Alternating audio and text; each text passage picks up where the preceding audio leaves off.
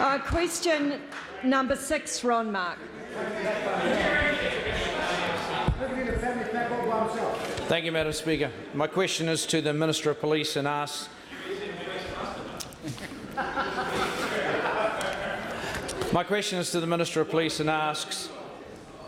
does she agree with the reported comments of former police officer Cam Stokes that gangs are here to stay? If so, what has been done by her government to combat gangs? Madam Speaker, The Honourable Phil Goff. Madam Speaker, on behalf of the Minister of Police, can I first express her and my condolences to the family of Sergeant Don Wilkinson, killed on duty in Mangere this morning. In reply to the question, the Minister answers, in New Zealand and other societies, the existence of gangs and of organised crime is long-standing, but that is not an argument for complacency about them nor their activities. There are two very important pieces of government legislation currently before Parliament which target gangs and organised crime and which are designed to make life harder for them, and a new search and surveillance bill will soon be introduced into Parliament that will also help police efforts to target organised crime.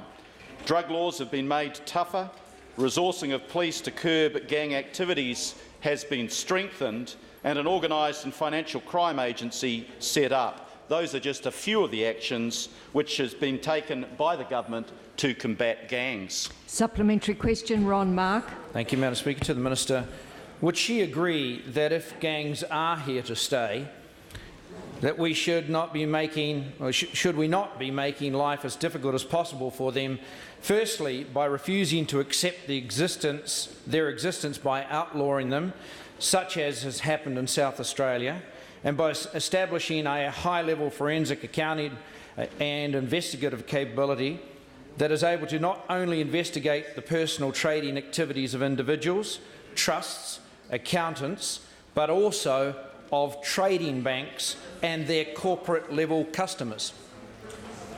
Speaker, The Honourable Phil Goff. Madam Speaker, in response to, I think, the two questions there, firstly, I have looked at the Serious and Organised Crime Control Act of 2008 that's just come into effect in Australia. It's been operational for about a month. We will be following that closely to see how effective it is in controlling the activities of outlaw motorcycle gangs. Secondly, in relation to the financial matters that the member has mentioned, probably the greatest concern we should have, and I know this is how the police feel about it, is not the gangs that are wearing patches on the streets that are very visible and doing street crime, but rather the gangs that we don't see that are heavily involved in drug trafficking, money laundering, etc. That is why the money laundering legislation has been considerably strengthened in recent reforms. That's why the Organised and Financial Crime Agency has been set up with enhanced powers and greater resources. And I agree with the member that it's incumbent on all sections of society, not just the government, to show zero tolerance towards those organised criminal activities. Supplementary question, Jill Pettis. Madam Speaker, supplementary question to the Minister. How effective have the police been in bringing charges against offenders with gang connections? The Honourable Phil Goff. Madam Speaker, because we know that gangs are closely associated with an enormous amount of crime, we have had operations by the police that have targeted gang members. Last year, for example, the police made 6,134 arrests of persons who had identified gang connections and brought over 26,000 charges against them. The growing number of inmates in our prisons who have gang connections are also testament to the effective action taken by the police in prosecuting and having convicted gang members and gang leaders. A supplementary question, Ron Mark. Thank you, Madam Speaker. To the Minister, would the Minister care to give the government's view on the contents of this email, part of which I shall quote.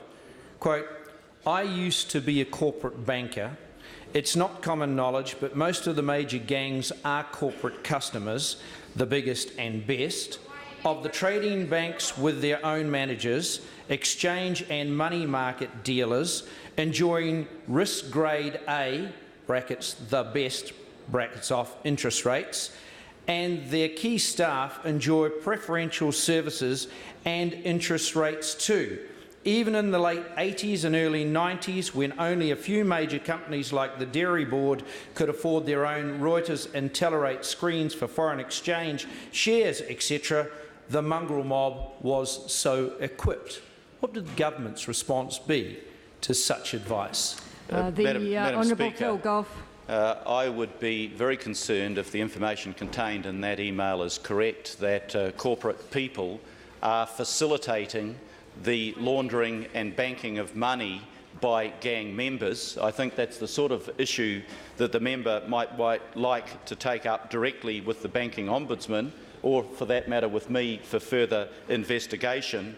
What I can say is that the new anti-money laundering legislation does make it much more difficult for criminal gangs to launder the proceeds of crime, imposing stricter requirements about customer identification, record keeping, reporting and transaction monitoring requirements on financial institutions. But I think if that email comes from a reputable source, that's the sort of thing that I would be interested in following up.